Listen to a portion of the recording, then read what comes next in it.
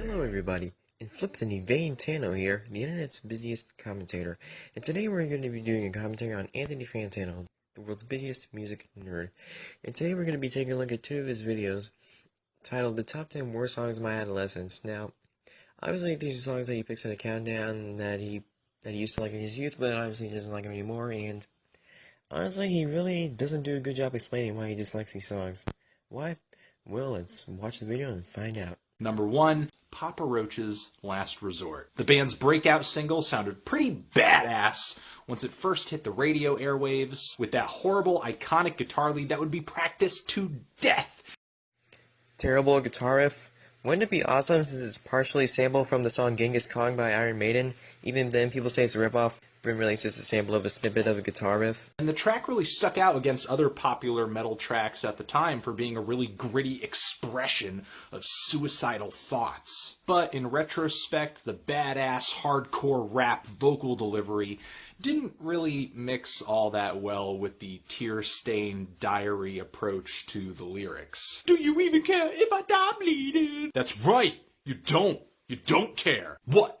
Bring it. Come at me, bro. The line itself is a reference to the fact that some people don't even help or just don't care about people that are actually in need of dire help with their suicidal thoughts and depression. There are some people out there that just don't care or outright don't do anything to try and help these people because, well, they're sacks of shit. So that's what that lyric is referring to, so it's not really that lyric. It's just you just interpreted it the wrong way. Some people might put Limp Bizkit at the top of the throne when it comes to these rap metal fusions being so terrible, but even they had a shade of intent when it came to their songs sounding kinda silly. For me, Last Resort really does take the crap cake, no question. So you're saying shit like Eat You Alive is better than this? Okay then. And really, I really don't think Papa Roach came off as Five-Finger Death Punch lyricist in that song. Number 2, Sugar Ray's Fly. It hurts to even say it. You want to talk about being melodramatic, yet you're having a hard time saying the title of a song for crying out loud. But the really horrible and tasteless pop rock reggae fusion that happens on this song is like a terrible just mutation in modern music. You know, instead of using buzzwords like tasteless, how about you actually explain why the production of the song is bad? The song really becomes excruciating thanks to the ad-libs brought by vocalist Supercat on the song, who I don't even know why he was invited to this in the first place. Spread your love and fly, hippie whippie, I whip it, hippie da buh. The thing is, when you listen to the other version of Fly, which doesn't include Sugarcat, you can really just sound how empty it is in parts, with no vocals, and sure, the production, the instrumentals aren't really powerful enough to carry it all the way through, so you end up with a lot of dead air, with some parts that could just be replaced with some vocals, and that's why I think Supercat was brought along. But this song is also host to one of my other least favorite lyrical cliches, flying. This guy just wants to fly, this guy wants to fly away, this guy wants to have you come fly away with him, this guy is learning to fly, meanwhile this guy believes that he can fly. It makes me wish that I could fly to another world where people don't think flying is such a big deal because flying technology is more advanced and readily available. So, people were talking about flying in the literal sense, flying through the sky with your wings spread out in the air, feeling the wind on your face and all that. If the human was to be resurrected as a bird, they would fucking enjoy it. Why do you think a lot of people say they want to be like an eagle or a bird so you can fly through the sky? Because if you really think about it, it's amazing. I know I'm getting all psychiatric here, but really it's amazing. Flying through the air, not having a care in the world, looking at the world above you, acting like acting like there are little ants as you stand above them and all that.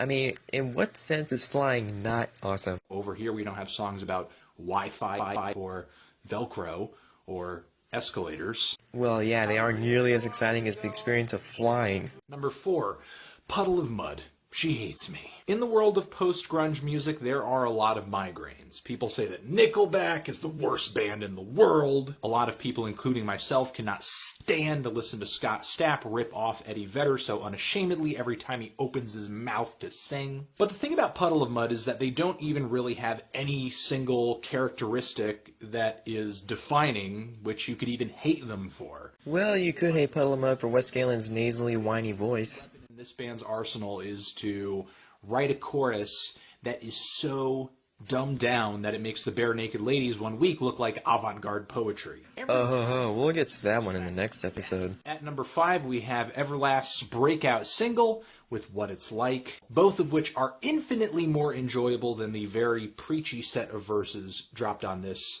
nightmare over here. Preachy.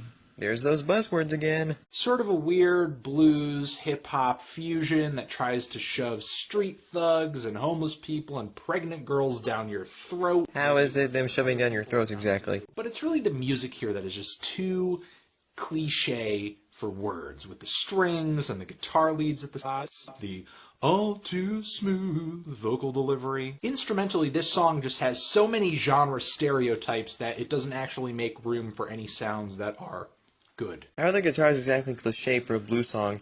And isn't smooth vocals part of the blues characteristic?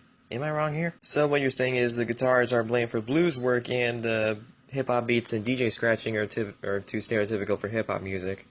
Those are the main instruments in type and elements that come from those genres. So why are you complaining? On our next track, we go totally nu metal with the title track to the Disturbed album Down with the Sickness. Now, if you've only heard this song on the radio, which is where a lot of people have heard Disturbed and only heard Disturbed. Well, I mean, don't most bands here only get played on the radio? I mean, what, do you never hear Disturbed in other places, like, I don't know, in bars and gaming in sport events, commercials, whatever? It's basically what I would like to call a domestic abuse solo over the bridge of the song, which is exactly what it sounds like. Frontman David Dramian basically goes right into this screamed monologue reenacting what sounds like his mother beating the shit out of him, which is in very bad taste and likely to bring up some horrifying memories for anybody who has had a history with physical abuse. How is it distasteful if it's coming from David Draymond personally? And also, isn't the point of it to, like, reconcile or at least relate to his situation? I mean, how many people would want to angrily scream at their mother like that, like Draymond is doing in this bridge? Number 7, LFO, Summer Girls. And on top of a blatant insult to the culinary arts of the Chinese. Okay, he says Chinese food makes him sick. How's that exactly racist? If I said I don't like Mexican food or Japanese food, would I be racist towards their cultures too? No, I'm not racist. It just means I just don't happen to like their food. I'm not saying that, oh, American food is the best and fuck other countries for their food. No, I'm just saying I don't like this particular sort of food. So this racism is just Tumblr logic right here. At number 8, we have the Cherry Poppin' Daddies with Zoot Riot. Remember when white people reviving swing music was cool? With the exception of the Squirrel Nut Zippers. Me neither. So I guess the Mighty Mighty Bosstones, Sublime, Goldfinger, No Doubt, those people all sucked ass then? Okay, Anthony. Okay. Wow, really, that's it? No explanation on the production or the lyrics or why the song is bad, you're just saying it and moving on. Come on, that's what a typical bad person making a top 10 countdown of the worst or best songs would do. Not explain jack shit. What are you, Gyro Hedgie 453? At number 9, we have what is most likely the most infamous novelty song of all time. All time.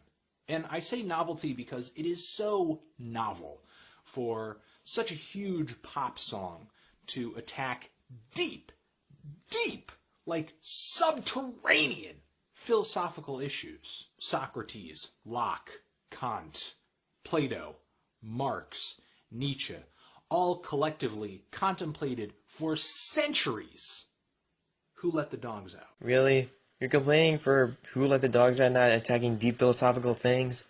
I mean, come on, wouldn't that make as much sense for attacking The Weeknd for not making music as deep as Rage Against the Machine? And our final song in this list of reasons that the end is near comes as a result of the Latin explosion, in which a lot of artists did cause some headaches, but none more, for me anyway, than Lou Bega with Mambo No. 5. There's all these really awful record scratches on this song, a really cheesy beat, some lifted horns. You know, compared to Spectrum Pulse and how deep and explanatory he goes into why the production sucks, he makes you look like a retard. Seriously, Anthony. And lyrically, what a terrible track. Sort of approaching, women as if they're ice cream flavors. A little bit of this one over here, a little bit of this one over there. Hey, they may be prostitutes, you never know. And that is my list of the 10 worst songs of my adolescence.